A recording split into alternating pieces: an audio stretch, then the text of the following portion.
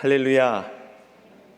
우리 주님의 놀라운 평화가 여러분의 심령과 가정과 일터 위에 흘러 넘치시기를 축복합니다. 앞뒤 좌우에 있는 교우들께, 가정에서는 곁에 있는 가족들에게 축복의 인사를 좀 해주십시오. 건강하게 만나서 감사합니다, 행복합니다, 사랑합니다, 이렇게 한번 인사해 주시면 좋겠습니다. 모니터 화면이 안 나오는 듯한데, 네. 다른 문화권에선 그렇지 않지만 21세기 미국에서 기독교인이 되려면 적어도 다음에 두 가지 관문을 통과해야 합니다. 첫 번째는 신이 과연 존재하는가 하는 질문에 답을 얻어야 하고, 두 번째는 그 신이 과연 기독교의 하나님인가 하는 질문에 또 답할 수 있어야 하지요. 이 두 질문의 답을 얻지 못했기 때문에 많은 사람들이 교회 밖에서 방황하고 있습니다. 우리는 그 답을 얻었으니까 여기 앉아 있는 것이기는 합니다만, 교회 안에 있어도 여전히 이 질문에 대해 확신을 얻지 못하는 이들도 있을 수 있죠. 또 내가 믿기는 하지만, 확신은 하지만 누가 물었을 때에 뭐라고 딱히 답할 만한 그 답이 없는 경우도 또 왕왕 있습니다. 그랬기 때문에 아마 제가 최근에 이와 관련된 질문을 여러 교우들에게 받은 게 아닌가 싶습니다. 여러분들이 이에 대해서, 본질은 이 두 가지인데 여러 가지 다른 형식으로 질문을 해 오셨습니다. 그래서 지난주까지 우리가 요한복음 6장을 한 2달 이상 깊이 살펴봤습니다만, 오늘부터 한 두어 주 정도는 이 두 가지 질문을 가지고 답을 찾아보고 그 후에 요한복음 7장으로 넘어가 보려고 합니다.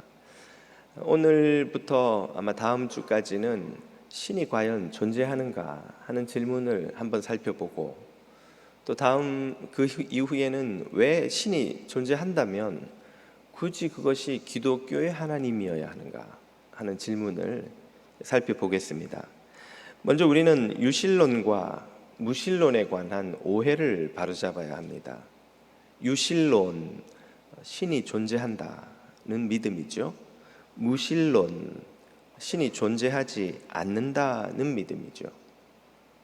말 그대로 둘 다 믿음인데 이에 대한 그릇된 이해, 오해가 있습니다.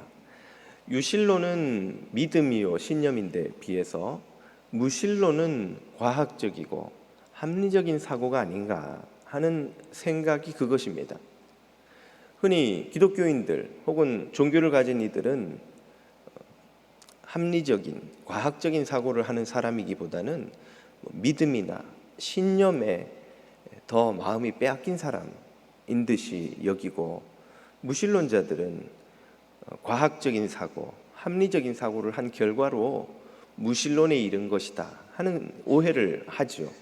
이런 생각 때문에 많은 젊은이들이 대학에 가서 친구들 혹은 그 학교의 학풍에 의해서 좀 마치 중세 시대의 봉건 시대의 사고에 머물러 있는 사람인 양 좀 조롱 섞인 시선을 받는 경우도 있고, 또 우리 교회 안에 있는 사람들도 자기도 모르게 우리는 일단 믿어보고 보는 사람이지 과학적 합리적 사고를 하는 사람은 아니지 않는가 하는 생각을 스스로 하는 경우도 왕왕 있습니다. 정답을 말씀드리자면 이것은 아주 깊은 오해입니다. 그릇된 이해인 것이죠. 왜입니까? 먼저 과학적 사고와 합리적 사고를 좀 분리해 생각해 볼 필요가 있는데, 무신론이 유신론보다 더 과학적인 사고인가? 답은 그렇지 않다입니다. 유신론도 무신론도 모두가 믿음이요 신념입니다. 왜일까요? 과학은 신의 존재에 대해서 증명할 수 없기 때문이죠. 과학은 우리가 잘 알다시피 관찰, 가설, 실험, 증명, 법칙 수립이라는 이 방법론을 따릅니다. 이것은 모두 우리가 보고 만지고 경험할 수 있는 이 물리세계를 대상으로 하죠. 신은 관찰할 수도 실험을 해볼 수도 그래서 증명할 수도 없는 존재입니다. 그러므로 과학은 신의 존재를 증명한 적도 없고 반면 신의 부재를 증명한 적도 없습니다. 과학은 신에 대해서 내릴 수 있는 유일한 답은 모른다이죠. 자신들은 신에 대해서 말할 능력이 없다입니다. 그러므로 유신론, 신이 있다고 믿든 무신론, 신이 없다고 믿든 그것은 모두 각자의 믿음이요 신념이지 과학적인 사고의 결과가 아니라는 거죠. 무신론이 결코 유신론보다 더 과학적이지 않다는 말입니다.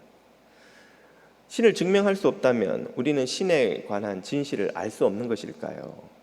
과학적인 방법으로는 신을 알 수 없지만 합리적인 사고는 진실에 다가가도록 우리를 도울 수 있습니다. 합리적 사고란 무엇입니까? 말 그대로 이치에 맞는 생각이죠. 이성적인 생각하는 방식입니다. 이 합리적인 사고로 우리는 증거는 없지만 단서를 찾아볼 수가 있습니다. 우리는 진실을 알아낼 때, 진실에 접근하려 할 때 증거를 찾지만 증거가 없을 땐 단서를 찾습니다. 증거란 모든 사람들이 동의하지 않을 수 없는 사실이죠. 유신론자도 부정할 수 없고 무신론자도 부정할 수 없는 확고부동한 사실, 그게 증거입니다. 신에 관해서는 이런 증거를 찾아낼 길이 없죠. 그러나 신에 관한 단서는 찾을 수 있습니다.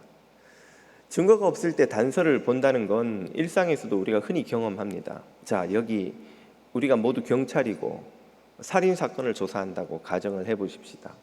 어느 집 안에서 한 피해자가 살해된 채 발견되었습니다. 집 안에는 CCTV도 없고 목격자도 없고 살해 도구도 어디서도 발견되지 않았으니 이 사람을 누가 살해했는지 밝혀낼 증거는 도무지 찾을 길이 없습니다. 그러면 우리는 진실에 다가갈 수 없는 것일까요? 증거는 없지만 그 진실에 더 가까이 가게 도와주는 단서나 정황은 얼마든지 찾을 수 있죠. 집 밖에 CCTV가 없나 봤더니 골목길 입구에 있는 CCTV에 마침 그 집에 들어갔다 나오는 사람이 찍혔어요. 그날 하루 그 집에 들어간 사람은 그 사람뿐입니다. 그러면 우리가 그 사람을 용의선상에 놓고 조사하기 시작하는 것이 그날 지구 반대편에 있었던 그 누군가를 용의선상에 올리는 것보다 더 합리적인 사고가 아닙니까? 그 사람이 그를 죽였는지를 증명할 수 있는 증거는 없지만 그 사람이 살인자일 가능성을 유력하게 보여주는 단서, 정황이 CCTV에 의해서 찍혔죠. 이것은 단서지만 진실에 다가갈 수 있도록 돕습니다. 반면에 그 사람을 제쳐놓고 지구 반대편에 있어서 그날 거기에 나타날 수도 없었던 사람을 용의선상에 올린다면 그건 대단히 비합리적인 사고라고 하겠죠. 모두가 말도 안 된다고 생각을 하시겠죠. 이게 더 합리적인 사고와 덜 합리적인 사고의 차이죠. 이런 방식으로 우리는 신에 관한 단서를 찾아서 어느 입장이 유신론과 무신론 중에 더 합리적인 사고인가는 판단해 볼 수 있습니다. 그러면 이 세상은 우리에게 어떤 단서를 보여주고 있나요? 신이 세상에 존재한다는 단서를 이 세상에서 얼마나 많이 찾을 수 있는지 모르지만 오늘은 세 가지만 살펴보겠습니다. 그리고 신이 세상에 존재하지 않는다고 주장하는 이들의 단서는 다음 주에 살펴볼까 합니다. 신이 존재한다는 단서는 무엇이 있을까요? 그 첫째는 우주의 존재입니다. 이것은 과학자들과 철학자들이 오랫동안 던져온 질문인데요. 요약하자면 왜 세상은, 우주는 부재하지 않고 존재하는가이죠. 세상이 왜 존재하냐니 원래 존재하는 것 아닙니까? 그렇게 생각하기 쉽지만 잘 생각해 보면 이 세상이 존재한다는 건 엄청난 미스테리입니다. 자연세계 모든 것은 인과율을 따릅니다. 어떤 현상이든 원인이 있기 때문에 그 결과로서 나타났다고 우리는 직관적으로 다 알죠. 그래서 우리 선조들은 과학이 발달하지 않은 시대에도 아니 땐 굴뚝에 연기 나랴 하고 이 원리를 직관하고 설명해 왔습니다. 원인과 결과가 있다는 이 인과율을 가지고 사람들이 이 세상을 연구한 결과 우리가 오늘날 보는 이 놀라운 과학 문명을 건설했습니다. 이렇게 세상 모든 것이 인과율의 법칙에 적용을 받는데 오직 한 가지 현상만 설명할 수 없는, 이 인과율로 설명이 안 되는 현상이 있죠. 그게 뭐냐면 바로 이 우주의 존재입니다. 우주가 어떻게 시작되었는지 오늘날 가장 널리 수용되는 이론은 잘 들어 아시듯이 빅뱅 티어리죠.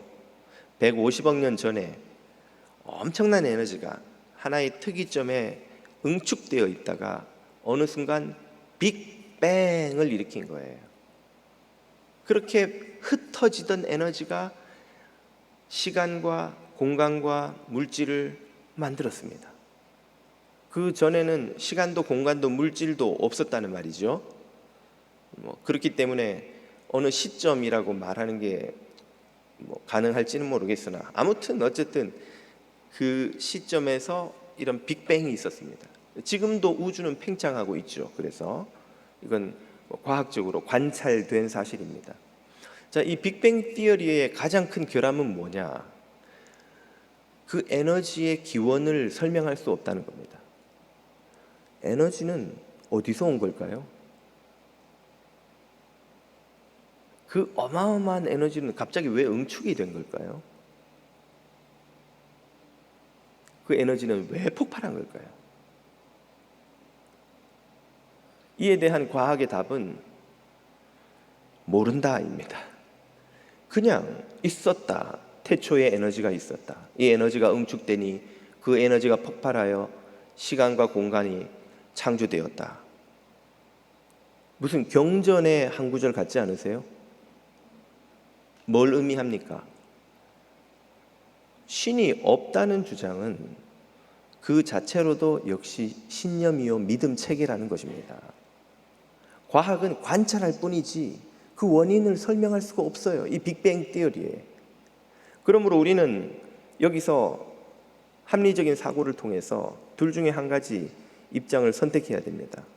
그 엄청난 에너지와 응축과 폭발이 무한한 능력을 가진 창조주의 손길에 의한 것이라고 믿든지, 아니면 그전에는 없던 에너지가 갑자기 있었다, 혹은 에너지는 영원 전부터 있었다, 시간이 없던 그 시점에도 영원이라는 게 있는지 모르겠으나 아무튼 갑자기 있었다, 갑자기 응축됐다, 갑자기 폭발했다.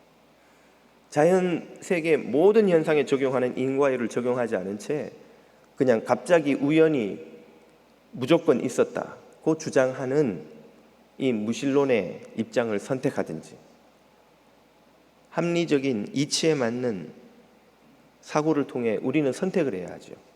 자, 여러분은 어느 쪽이 더 합리적이라고 여기십니까?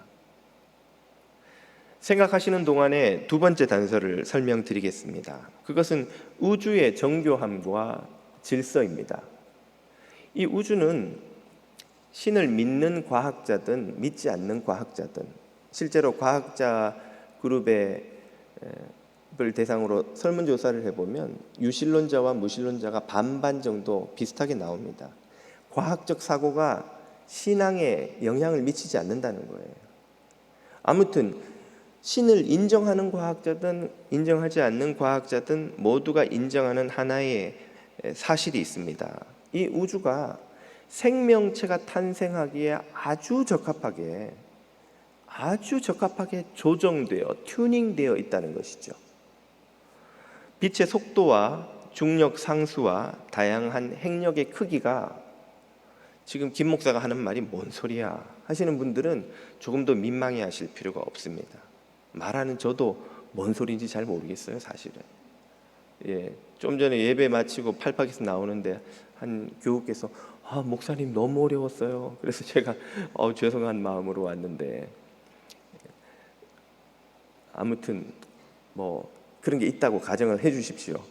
빛의 속도와 중력 상수와 다양한 행력의 크기가 수조분의 1의 확률로 아주 미세하게 좁은 확률 안에, 그 좁은 범위 안에 들어와서 이 우주에 생명이 탄생하기에 아주 적합하게 우주의 환경이 튜닝되어 있다는 것이죠. 이것을 Fine Tuning Argument, 미세 조정 원리라고 합니다. 이건 신앙인들이 하는 소리가 아니라 과학자들이 정립해 놓은, 관찰하고 정립해 놓은 이론입니다. 우주가 그렇게 아주 미세하게 튜닝이 돼 있어서 생명체가 거기 탄생할 수 있도록 만들었다는 거예요. 생명체가 존재할 수 있도록 만들어져 있다는 거예요. 예를 들면 이 태양과 지구의 거리, 지구의 23.5도의 기울기, 자전과 공전의 그 주기, 이 모든 것들이 정확하게 튜닝되어서 지구에 조금만 가까웠어도 뜨거워서 모두 사막으로 변했든지, 조금만 멀었어도 완전히 얼음 덩어리가 되었든지 할 수밖에 없는 그런 상황을 피하고 가장 적합한 위치에 지구와 태양의 거리가 놓인 것처럼 여러 가지 그 변수들이 정확하게 튜닝이 돼 있더라는 거예요. 과학자들이 그렇게 말하는 겁니다. 그뿐 아니라 그렇게 튜닝되어 있는 우주 안에 한두 가지가 아닌 놀라운 법칙들이 우주를 돌아가도록, 워킹하도록 지금 법칙이 존재하더라는 것이죠. 예를 들자면 우리가 경험하는 이 물리세계의 만류 인력의 법칙을 비롯한 일반 역학을 설명하는 고전역학, 양자 단위의 미세한 세계에서 운동 법칙을 설명하는 양자역학, 빛과 같은 혹은 그보다 더 빠른 속도로 물체가 이동할 때 일어나는 일을 설명하는 상대성의 이론, 전자와 자기가 움직이는 방식을 설명하는 전자기학, 열과 온도의 운동 방식을 설명하는 열역학, 크게 한 5가지로 구분하는 이 우주 안에 우주가 무너지지 않도록, 정상적으로 우주가 돌아가도록 작동하는 원리, 법칙이 존재하더라는 거예요. 크게 5가지 카테고리 안에 여러 가지를 집어넣을 수 있는. 그래서 이 우주가 무너지지 않고 붕괴되지 않고 이 엄청난 속도로 팽창을 하는 가운데도 이 우주가 유지되고 그 안에 생명체가 존재한다는 거예요. 여러분, 한 일주일만 어디 나갔다가 집을 비워놓고 갔다 오시면 집이 어떻게 바뀌어 있어요? 먼지가 쌓이고 벽 틈으로 뭐가 막 자라려고 하고 막 여기저기 난장판이 돼 있고, 손을 대지 않으면 집이 점점 부서집니까? 점점 좋아집니까? 집도 건물도 거리도 정원도 손을 대야 계속 아름답게 유지가 돼요. 쓸 수 있게 유지가 돼요. 놔두면 점점 못 쓰게 바뀝니다. 모든 쓸 수 있는 에너지는 쓸 수 없는 에너지로 전환되고, 모든 질서는 무질서로 변환되고, 열역학 제2법칙, 엔트로피의 법칙이라고 하죠. 그런데 이 우주는 놀랍게도 이 법칙들에 의해서 계속 유지가 되는 거예요. 계속 누군가 마치 손대고 있는 것처럼 무너지지 않고 붕괴되지 않고 유지가 되는 거예요. 이게 도대체 어떻게 된 일인가? 비유하자면 이런 겁니다.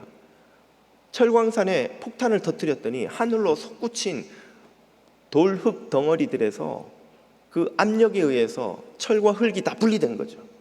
그리고 철끼리 막 날아다니는 동안에 부딪혀가지고 깎이더니 그 중에 볼트 모양, 너트 모양이 나오고 판 모양이 나오고 막 열에 구리가 늘어나서 전선 모양이 되더니 그 중에 어떤 것들이 막 자기들끼리 부딪히는 과정에 반도체 같은 부품처럼 모양이 바뀌고, 그런 게 하늘로 솟구쳤다가 떨어지면서 땅바닥에 우연히 막 들이박혀가지고 모양이 떡 나오는데 보니까 슈퍼컴퓨터 하나가 나온 거죠.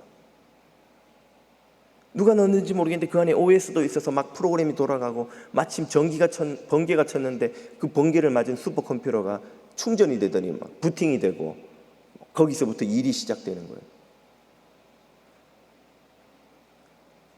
장난하세요, 목사님? 그러실지도 모르겠지만 이 확률조차도 방금 말씀드린 이 우주가 미세 조정되고 그 안에 이런 놀라운 법칙들이 존재해서 우주를 돌아가게 만든 것보다 훨씬 쉬운 일입니다. 이런 일도 일어나리라고, 이런 컴퓨터가 이렇게 광산이 폭발해서 컴퓨터가 터져 나오는, 뚝딱 튀어나오는 일도 일어나기 힘든데 어떻게 빅뱅에서 그런 미세 조정과 그런 법칙이 발생할 수 있겠냐는 거죠. 물론 거기에 대해서도 무신론자들은 반박을 합니다. 만들어진 신을 쓴 유명한 무신론 전도자 리차드 도킨스는 말하기를 그런 놀랍도록 일어나기 힘든 확률적 일도 발생 가능케 하는 변수가 있다는 거예요. 뭐냐? 무수히 많은 경우의 수를 가정하면 된다. 빅뱅이 우리가 아는 이 우주에만 일어난 게 아니다. 우리가 모르는 저 어딘가에서 엄청나게 많은 빅뱅이 방방방방방방방방 일어나고 있다. 일어났을 것이다. 일어나지 않을 수 없다. 일어났었고 그렇게 수많은 빅뱅이 일어나는 중에 적어도 하나의 우주에는 그렇게 미세 조정과 질서가 있는 방식으로 존재하는 우주가 툭 튀어나올 수 있다는 거예요.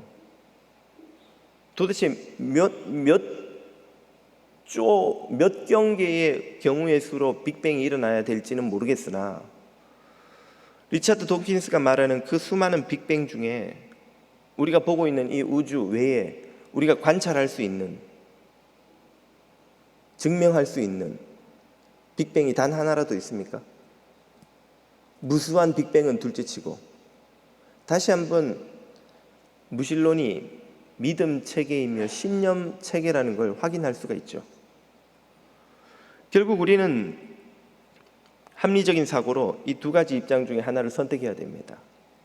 지혜롭고 전능한 신이 이 우주를 미세하게 조정해서, 그리고 그 우주가 붕괴되지 않도록 시스템믹한 그 질서, 법칙, 롤을 집어넣어서 그 우주가 돌아가도록 창조를 했다고 믿든지, 아니면 우리가 볼 수도 경험할 수도 증명할 수도 없는 무수히 많은 빅뱅이 저 어딘가에서 일어났고 그 중에 운 좋게 하나의 우주에는 미세 조정되고 이런 놀라운 질서들이 가득히 들어간 그런 우주가 탄생했는데 마침 운 좋게 우리가 거기서 생명체로서 이 땅에 존재하게 되었다고 믿든지, 둘 중에 하나를 선택해야 되는 거죠.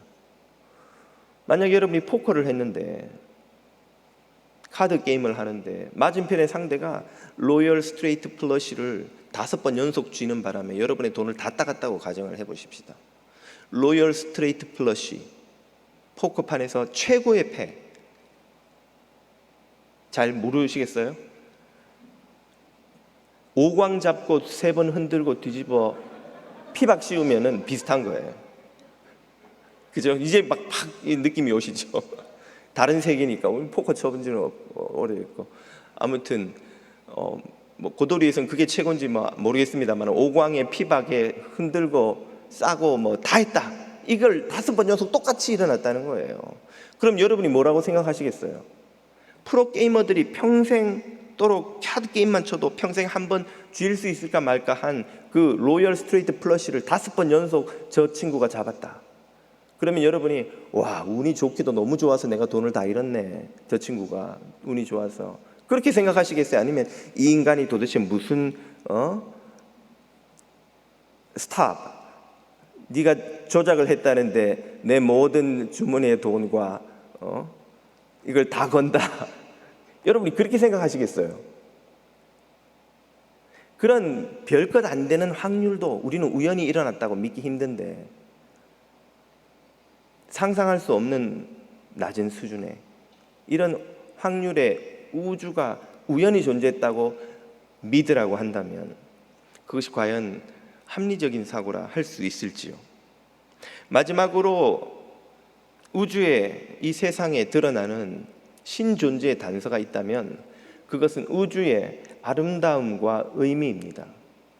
우리는 이 우주와 세상과 인생을 바라보면서 이상한 경험을 합니다. 그 자연세계, 우주가 우리에게 놀라운 감흥을 불러일으키는 경험이죠.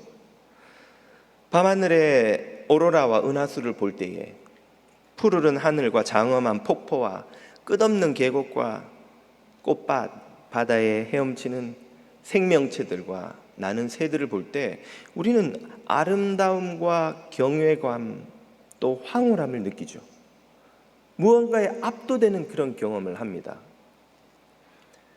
아기의 볼을 스칠 때, 장성한 자녀의 어깨를 만질 때, 사랑하는 연인들이 손을 잡을 때, 보들보들 강아지의 털에 살결이 스칠 때 우리는 사랑을 경험하고 위로와 기쁨과 평화를 느끼죠. 베토벤의 음악을 들으면서 다빈치의 작품 앞에 서서 한 마리 백조처럼 빙판을 미끄러지는 김연아 선수의 스케이팅을 보면서 우리는 쾌감과 감동과 즐거움을 느낍니다. 이웃을 섬기고 자신을 희생하며 생명을 구하는 이들을 볼 때 우리는 왠지 모를 울컥하는 감동을, 선함을, 고결함을 느끼고 삶의 의미를 발견하기도 합니다. 자, 이런 경험이 없을 때 우리는 외롭고 슬프고 공허해서 방황하지요.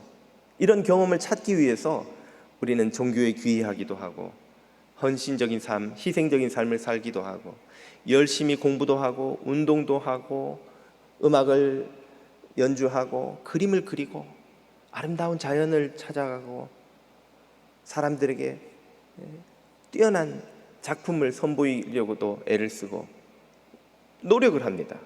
그런 삶의 그 헌신을 어떤 방식으로든 하죠. 이런 경험은 도대체 어디서 오는 걸까요? 도대체 어디서 이런 아름다움이 오며 경외감과 기쁨과 감동과 사랑스러움과 포근함과 즐거움과 가슴 벅찬 삶의 의미가 경험되는 것일까요?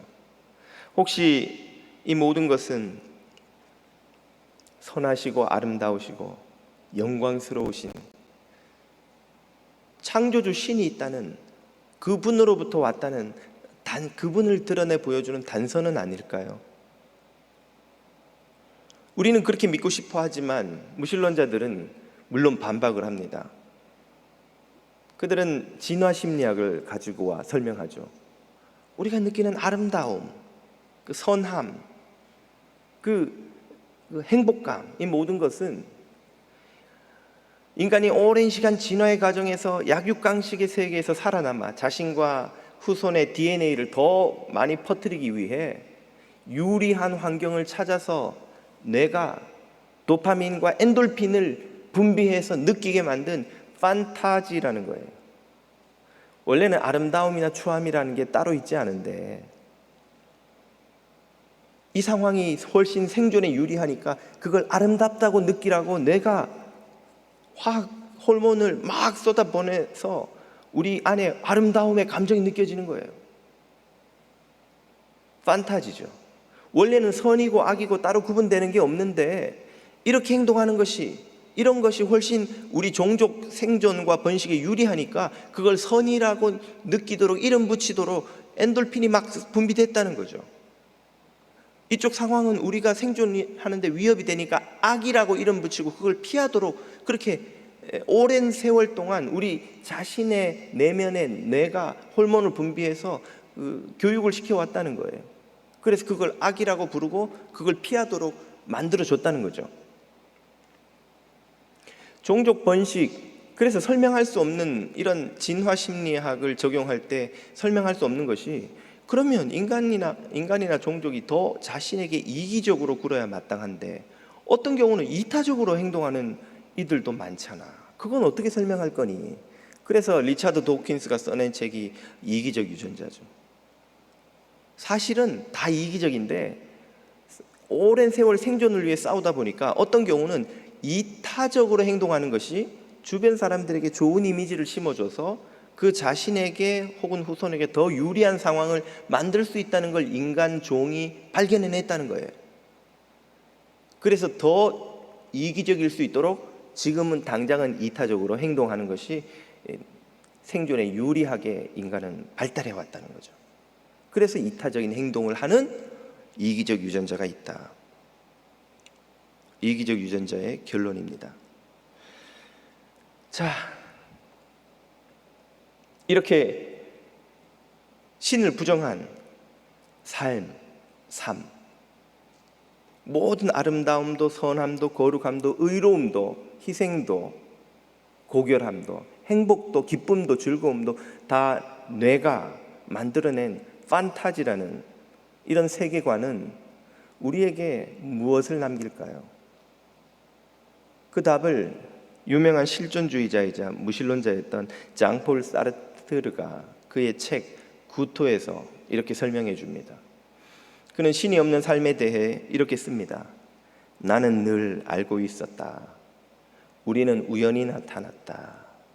돌처럼 식물처럼 세균처럼 우리가 존재하려고 이렇게 먹고 마시지만 우리 존재의 이유 따위는 어디에도 없다는 것을 알고 있었다는 거예요. 알고 있었다. 왜? 창조하신 이가 없으면 우리는 저 식물, 세균, 돌덩어리하고 아무런 다를 바가 없는 존재이고 그저 진화의 라인에서 운 좋게 줄을 잘 선 거예요.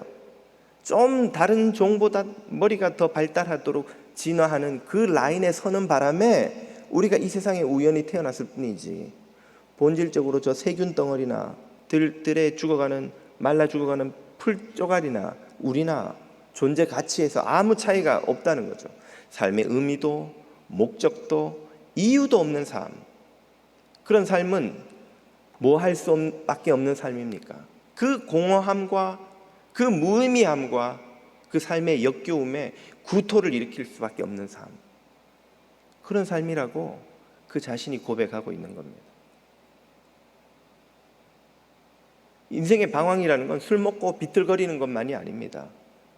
열심히 일하고 공부하고 수고해서 성을 쌓고 나의 인생의 커리어를 쌓아갔는데 그 모든 것에 목적이 없는 삶, 그게 방황이에요. 열심히 노는 졌는데 배가 들어갈 항구가 없으면 바다 위를 영원히 떠돌겠죠. 유령선입니다. 신이 없으면 우리의 삶에 어떤 목적도 의미도 만들어낼 수가 없어요. 물론 우리가 개인이 만들 수도 있고 사회가 모여서 이걸 우리의 목적과 의미라고 하자라고도 하겠지만 그건 결국 앞에서 진화심리학이 설명했듯이 우리의 생존에 유리하도록 우리의 뇌가 만들어내는 환상입니다. 이게 삶의 목적이야. 뇌가 그렇게 계속 그렇게 목적을 만들어 그래야 네가 성공할 수 있지. 그래서 저 생존에 유리해. 네 후손을 더 많이 퍼뜨려. 뇌가 만들어내는 환상에 우리는 속고 있는 거예요. 그런 삶의 본질을 꿰뚫은 사르트르는 그 삶은 구토를, 역겨움을 견디기 힘든 그런 삶이라고 고백하는 것이죠. 다시 한번 우리는 합리적 사고를 해야 하는 시점에 왔습니다. 진리와 선과 아름다움의 근원이신 창조주를 인정하고 그분으로부터 오는 사랑과 기쁨과 소명과 삶의 의미를 경험하면서 사는 그런 삶을 선택할 것인지, 혹은 아무 의미도 목적도 없고 기쁨도 진리도 선도 모두 환상일 뿐인 종족 번식에 더 유리한 환경만 찾아다니는 뇌의 호르몬 작용에 의해 살아가는 그림자 같은 삶을 선택할 것인지 말입니다. 여러분 생각에는 어느 것이 더 합리적인 생각입니까? 혹시 창조주를 부정하고 살아가는 이 삶이 마치 구멍에 머리를 집어넣고 사냥꾼은 없다, 사냥꾼은 없다고 끊임없이 자기에게 되뇌이는 그 꿩과 같은 모습은 아닐지요? 오늘 본문은 뭐라고 말씀하십니까? 로마서 1장 20절에서 사도 바울의 선언입니다. 하나님께서는 세상을 창조하신 때부터 창조물을 통하여 당신의 영원하신 능력과 신성과 같은 보이지 않는 특성을 나타내 보이셔서 인간이 보고 깨달을 수 있게 하셨습니다. 그러니 사람들이 무슨 핑계를 대겠습니까? 하나님의 영원하신 능력과 신성이 세상 만물에 가득히 단서로 드러나 있단 말이죠. 다시 한번 강조드리지만 유실론도 무실론도 모두 믿음입니다. 과학적 증거가 있는 증명된 법칙이 아니죠. 그러나 단서는 차고 넘칩니다. 하나님이 전능하시며 사랑이시며 은총으로 이 세상을 지으셨다는 단서가 세상 가득히 보이지 않는지요.